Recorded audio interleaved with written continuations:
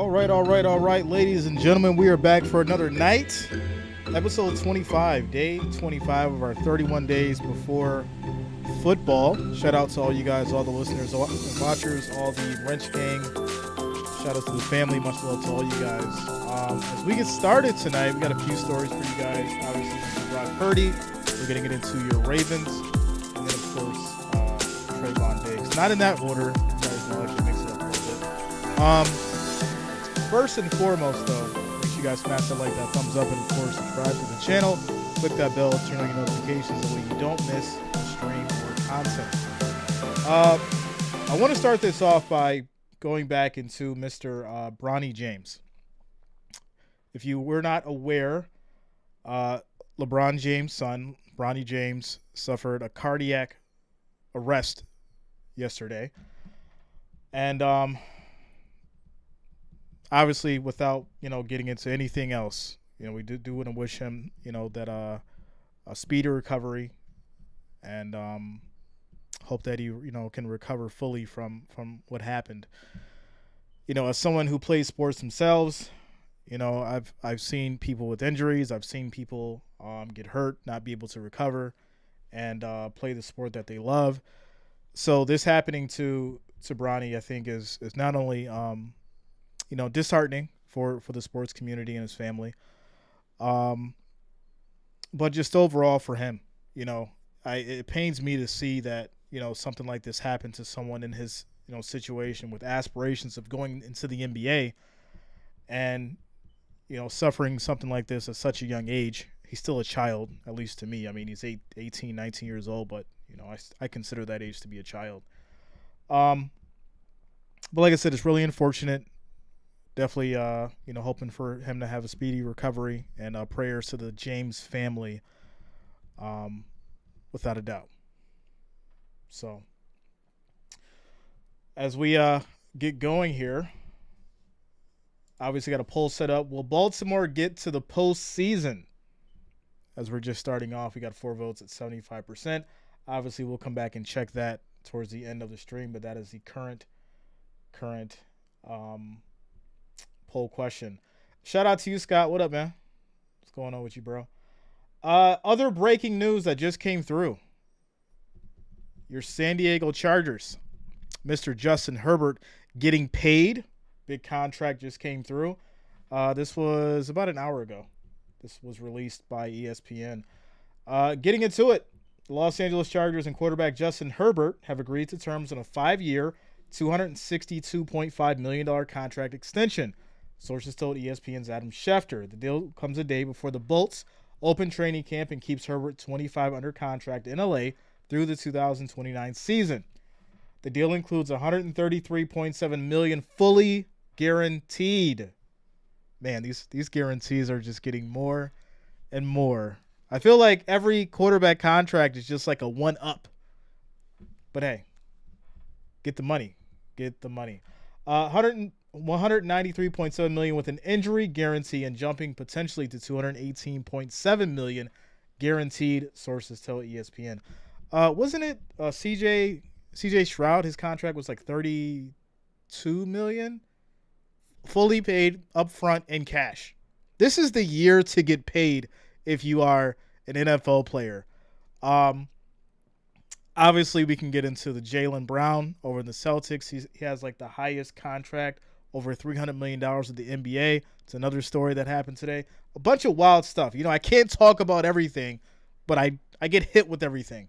But yeah, it's a day for contracts. Jaylen Brown, he got $300 million. He's now like the highest paid athlete over in the NBA, according to that contract. It's wild stuff. But continuing on, the team announced a multi-year extension for their franchise quarterback, but did not disclose specific terms. Herbert becomes the third quarterback this offseason to agree to a blockbuster extension following the new deals between Eagles Jalen Hurts, 5 years, $255 million. Baltimore Ravens Lamar Jackson, $260 million. Herbert's deal makes him the highest paid quarterback in NFL history based on average annual value. We're saying this pretty much every few weeks now. Shout out to Sheila. Says so young, sad prayers all day. Yeah, prayers for Mr. Bronny James. Scott says, as much as I don't like LeBron, I feel bad for him as a parent. Yeah. I mean, if you have children, and I'm pretty sure the majority of you guys who are watching have children, um, this definitely should hit home as a parent, you know, including myself. Definitely don't like to see anything happen to anyone's child like this. But keeping it going. It says Herbert's deal makes him the highest paid quarterback in NFL history. I sleep better at night knowing we have a franchise quarterback, Chargers general manager Tom Telesco said at the end of last season. He's done so much already in his young career, yet we all know that there's still a lot there because of his commitment to the game. Listen, I said that the Chargers would do good this year. If this is more of an incentive for Mr. Herbert to do so, then by all means. Obviously, San Diego has not San Diego anymore. Los Angeles Chargers have the money to pay Mr. Herbert. And so I think he's worth it. He's got the skill set. He's got the the grit, the determination, the grind, as this stream is called. So I'm looking forward to see it. Hopefully, he stays healthy and can have a great year. So Scott says, not if you're a running back. Yeah, if you're a running back, you're definitely having some issues this year. Speaking of running backs, Mr. Saquon Barkley, he took an $11 million deal.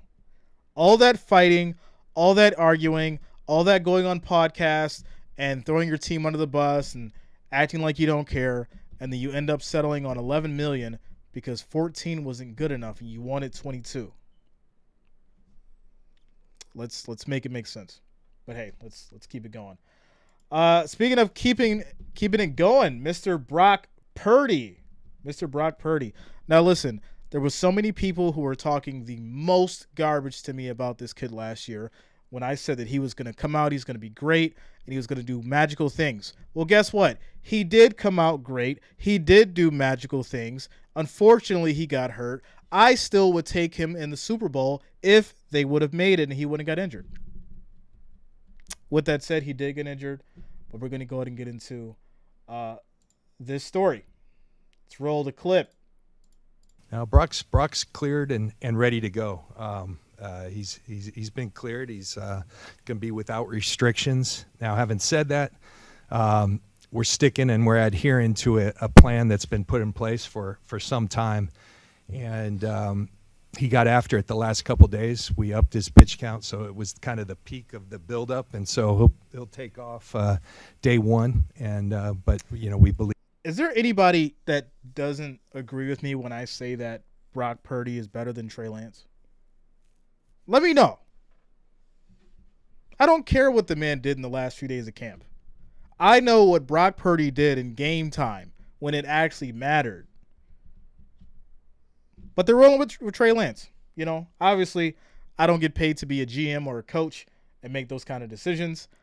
But just from looking at, you put this man in one of the worst case scenarios that a rookie could be in, and he made the best out of it, and he played the best that he could, and he actually did what he was supposed to do. Shout out to Bob, says Purdy is one and done. I knew you were coming, Bob. I knew you were going to say something. I was waiting for it.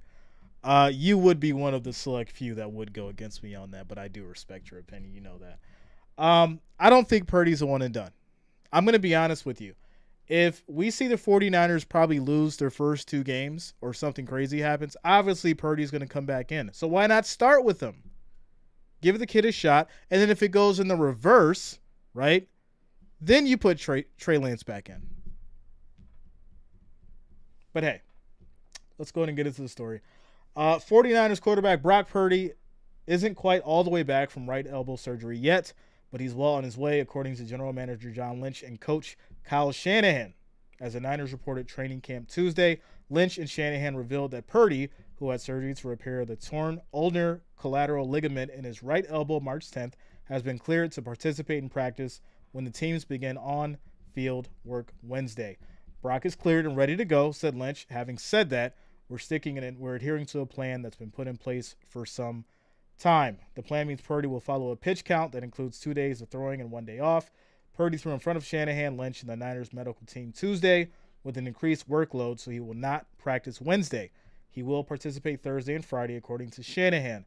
When Purdy does return, Shanahan said he will get the bulk of his reps with the starting offense, a decision that comes as no surprise, as Shanahan Lynch said repeatedly throughout the offseason. Purdy would be leader in the clubhouse to start when healthy. Keyword, when healthy. That elbow's still not at 100%. But yeah, like I said, the discussions obviously was to start Trey Lance. If Brock Purdy can get 100%, then obviously he's going to be coming in and should be starting. He should be starting. Shout out to Jason Gregory. He says, here for my shout out. Shout out to you, my friend. What's up, Jason? Shout out to you, Sheila. Tennessee Tactical, what's up, man? I didn't miss you. I just had to get through that story. Jason says they're both studs, 49er gang. Listen, I'm not going to deny that Trey Lance does have talent, but Brock Purdy's just better. To me, at least. I mean, we can go back and look through the numbers as well if you want to go there, but, that'll take more time. Shout out to Rick, says, I think Purdy will be recovering from surgery for the first few games. Yeah, I mean, obviously them saying that he's cleared and ready to go doesn't really mean actual, game time. But, he's getting his arm loose. He's getting back out there. And, we'll probably, if we do see him, we'll probably won't see him until, week 4 or week 5, something like that, if it goes that way. Continuing on. While the Niners celebrated Purdy's return Tuesday, they're still working to get another of their most important players back in the building. Lynch and his staff have been in negotiations with defensive end Nick Bosa. This man's a beast, him and his brother. Representatives in an effort to get a lucrative contract extension done. Until that deal is complete, Bosa is unlikely to report for camp or participate in practice, Lynch said. Shanahan said he would be surprised if Bosa practiced before signing a new deal. That is the thing that's going on right now. Pay me or I am not showing up to camp. I don't get why 2023 is the year of this, but this is just where we are. With that said, obviously when news of the Bosa contract comes through, you guys, I'll let you know, and we'll go from there. So yeah, as I get another update from ESPN here. Okay, yeah, it's the contract details for Mr. Herbert. All right, so next up, another man who recently signed a contract, Mr. Trevon Diggs. That man on the Cowboys defense who made a statement alongside Micah Parsons and company. Well, he signed a contract as well. So let's get into this one. Of Cowboys training camp is Ed Werder. Ed, what can you tell us about what went down today with both Diggs and Martin?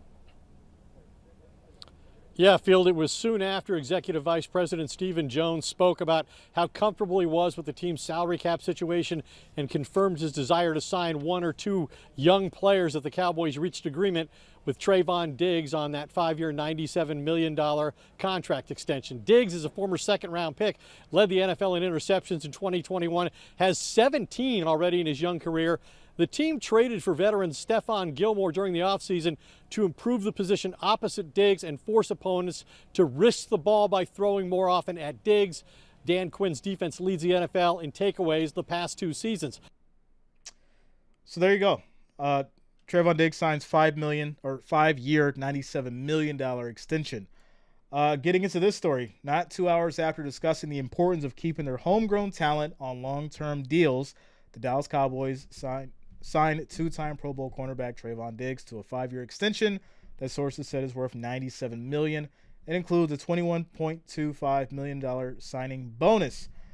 Diggs is guaranteed $42.3 million, the source said. Diggs was scheduled to be an unrestricted free agent after the 23 season, but he is now signed through 2028. The deal can max out at $104 million if he hits on incentives. And I like this, right?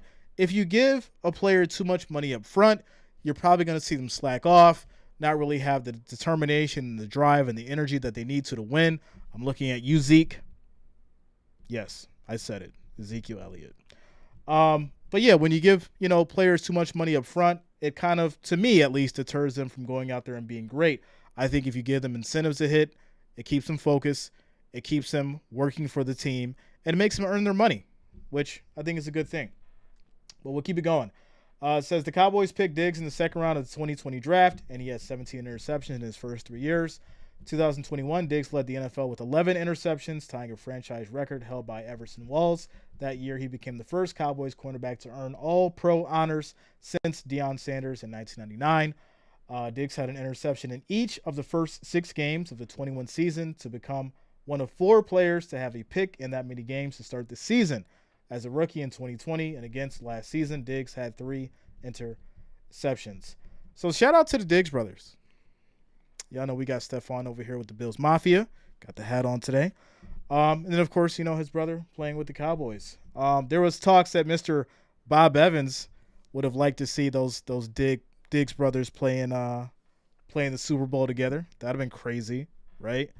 Unfortunately, Cowboys didn't make it, neither did the Bills, but maybe this might be the year. Maybe. For the Cowboys. I know the Bills are going. It's just whether or not the Cowboys are going.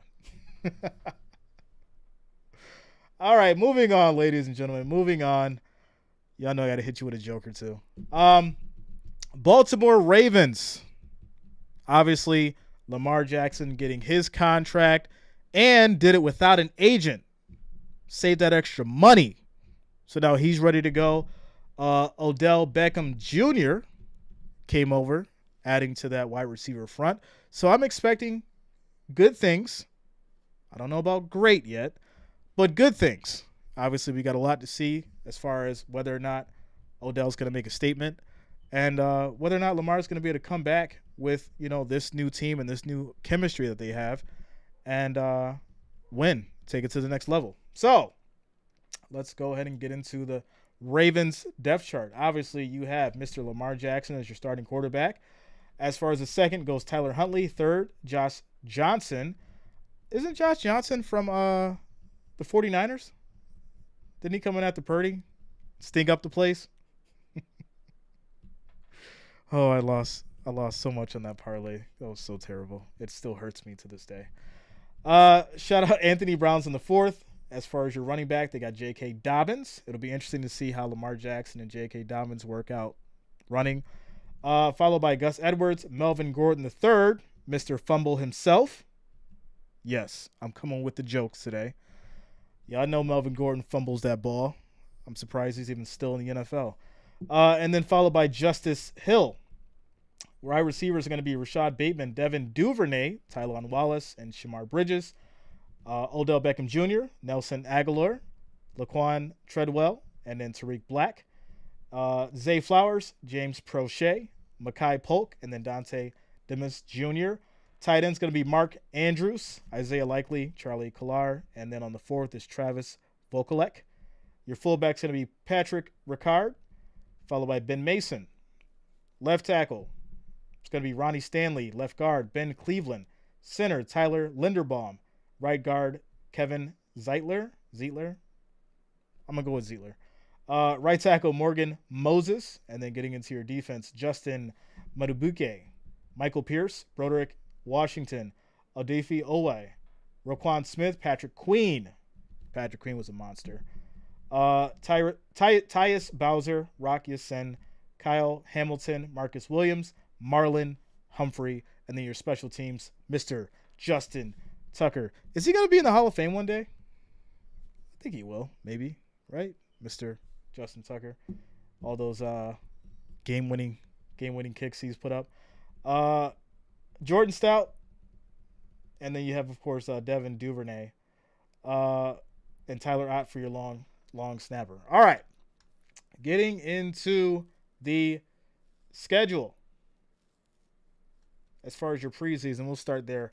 It's going to be Philly. That'll be Saturday, 8/12. The Commanders, 8/21. And then Tampa Bay Buccaneers, 8/26.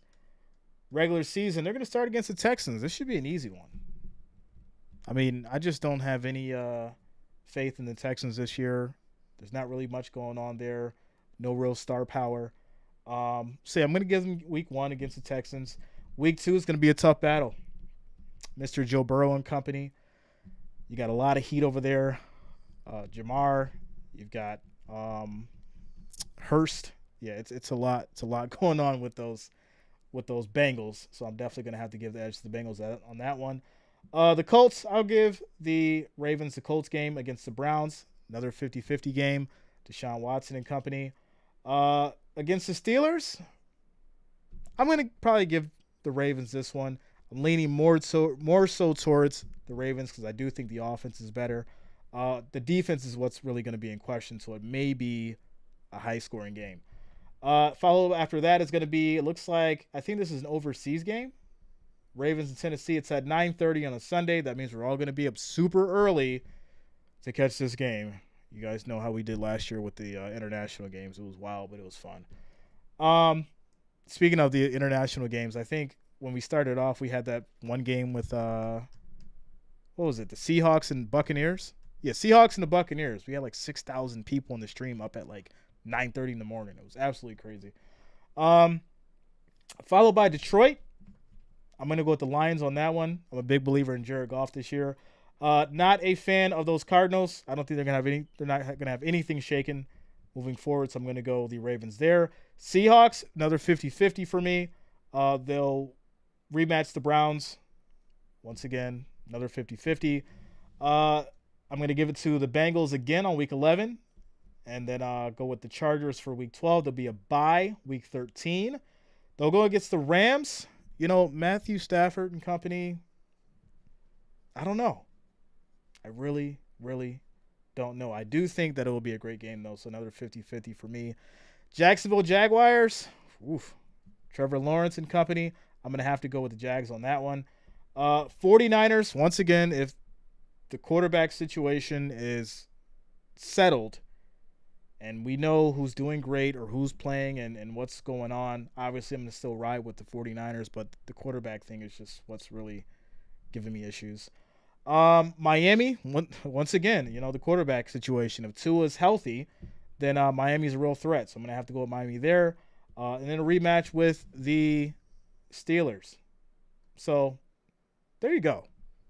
Ravens schedule in a nutshell. The question was, can they make the postseason? You guys said yes out of 14 votes, 79%. I do agree. There's a few in here that obviously is going to test them, being, I want to say the Bengals, obviously. Steelers, Lions. I'm not sleeping on Seattle. I think everyone's sleeping on Seattle. We're going to see a good team this year from them, without a doubt. Chargers, Rams, another team. I mean, there's so much that happens, obviously, after week 6. But we'll know what's really going on with the Ravens once we, get started up to week 5. And then we can actually do another, deep dive, which we'll go through the power rankings and all that stuff like we normally do for each week. You guys know. Monday morning, we go through the power rankings, and then we have Monday Night Football, and then we break everything down as far as the predictions for that week. You guys know the schedule and how we do it, but that's just the reality of it. But right now, I do have them going to the postseason, considering the way their schedule is set up. It's not too difficult, and it just boils down to whether or not, obviously, Mr. Lamar Jackson is going to stay healthy. He doesn't have to run as much. Use J.K. Dobbins. Use your wide receivers. You don't have to take those big hits, so you don't have to worry about getting injured. And if you do that, then yeah, I definitely can see the Ravens make a playoff run. And we'll see what happens. Shout out to Shadow Stories. What's up, yo? My opinion in the building. What's going on with you? Says Lions much improved. Yeah, that is without a doubt. Lions are going to be really good. Lamar will get them to the playoffs. Well, it's not about Lamar getting them to the playoffs. It's got to be a team effort, right? Because when Lamar tries to do everything himself, he ends up getting blasted or an ankle issue. So he's going to have to use his team so he avoids getting hit, avoids getting injured, and he can make that run. So shout out to Shadow. Says sleepless in Seattle. Really? Come on, yo. Shout out to Shadow. I haven't got a good story from you in a while. Shoot me a message. Send me over one of your stories. Shout out to Shadow, an amazing writer, if you guys don't know. All right. So, yeah, that's pretty much it for tonight, ladies and gentlemen. Not too much crazy going on, but, the Ravens. Shout out to My Opinion says it's all about Lamar. When he went out to injury, they lost every game. It's all him. You know, I don't like to think that it's all on the quarterback. And I'll say this because obviously it's a team game, right? If you have, I want to say, an offense that's ran through your quarterback, then yeah, it's probably all on your quarterback. But in all reality, he needs to use the pieces on the board, right? He needs to play chess. He's been playing checkers for a while. He needs to start playing chess. And shout out to you guys if you understand that analogy. Shout out says Baltimore news to bring back to swing pass. They need to get back out of the backfield in motion. Listen, one of the biggest things that Lamar Jackson has always had is the fake and the play action, right? And whether or not he's gonna run.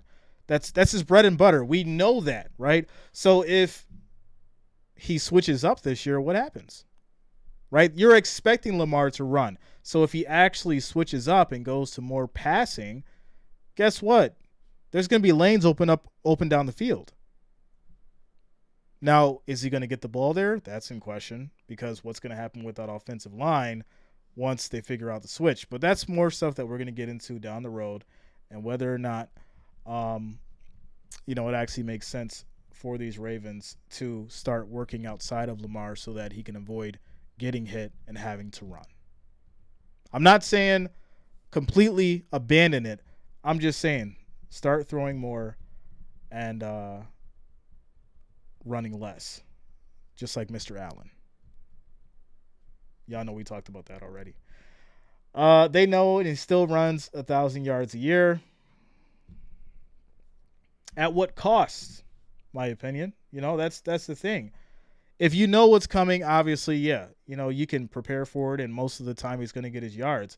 But he's not getting any younger, right? We're not looking at the young Lamar. He's getting older. And those hits get worse as you get older. So the same thing that we've seen with Allen, we're seeing with Lamar. I do think there's going to be a change on both sides. He's still going to run, but I'm just saying that it shouldn't be as much. That's all. That's my take. That's my opinion. You're either going to respect it or not, but that is just how I feel. Shout out to you, though. Shout out to Patty Hassat coming through. What's up, Patty? Shout out to the Bills Mafia in the house. Much love to all you guys. My opinion says I got Allen in fantasy. Hell no, he ain't going to stop running. Listen, I'm sick of seeing my quarterback get hit and potentially injured. And last year, right, the man hit an injury just so he could play the full season when he should have actually sat out a couple games. Don't get me started and aggravated on that. Okay? Let's not do it. Y'all gonna turn this into a rant opposed to a good news stream for the night. Bob says, yes, Baltimore beats out Buffalo for the last wild card spot in AFC. Yo, Bob coming through with the super hot takes. I'll just say this, Bob. The Ravens should be glad that they're not playing the Bills because, put the spanking on them boys. Shadow says that's why the offensive coordinators need to create false flags, keep them guessing. Yeah, we'll see. Like I said, this is all speculation on my side and what I've seen over the years and what I'm projecting. But at the end of the day, they're going to run whatever they think works and what they've, what they think has worked in the past and moving forward. But if you don't switch it up and if you don't keep the defense guessing, then yeah, we're probably going to see another situation that we've seen last year. Just the reality of it. Shout out to Patty says you are right about Allen. Yeah, I know I'm right. You guys know I'm right. You wouldn't come watch me if I wasn't right. Shout out to you, Patty. Faces on Fire says Josh Allen is a perfectionist, wants all the games. 17 out of 7, got that achievement, yo. But at what cost, right? I don't want Allen throwing the football with his elbow being at 60%. Do you? I mean, obviously you'd want him at 60% if you're a Chiefs fan, right? Shout out to Sheila, says Allen can run for sure, but he can throw it better. Yeah, I mean, that's, the deep ball is Allen's bread and butter. But as we've seen the completion percentage drop and his ability to be accurate because of that elbow issue that he hid until the season was over. So, yeah. The AFC East is a straight lines pit. Yeah. Bills, Patriots, Jets, Dolphins. It's going to be crazy. Face is on fire says I'm a Raiders fan. I just like general dysfunction. Faces on fire always comes through with like the craziest stuff. All right, ladies and gentlemen. That's going to be it for the night. You guys know I rock with you for about 30 minutes every night unless you guys want to give me more stuff to talk about. So, make sure you guys smash that like, that thumbs up, and, of course, subscribe to the channel. I will see you all tomorrow night. Before I go, though, I do want to say this. We have 1, 2, 3, 4, 5, 6, 7, 8, 9 days until football. 8-3. We have 9 days before we stream our first game. I'm so excited for it. I'm ready to go. It's going to be crazy. I'm going to have a giveaway. Another giveaway. I got a bunch of stuff that came in. Shout out to you, Bob. I'm not going to say anything, but I got a bunch of stuff that came in.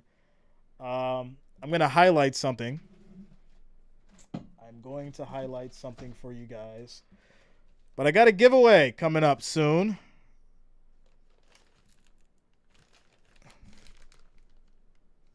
Look at that. That looks certified. That looks certified right there. Fresh in the package, certified. Coming up soon. We're going to do a giveaway. It's going to be crazy. Make sure you guys be here for that on August 3rd. So there you go. Shout out to all you guys. Much love to the Wrench Gang. Much love to the family, all the listeners and watchers. Thank you for being here tonight. And I'll see you guys tomorrow. Take care. Peace out, Faces on Fire. You keep messing with me, yo. I got to go.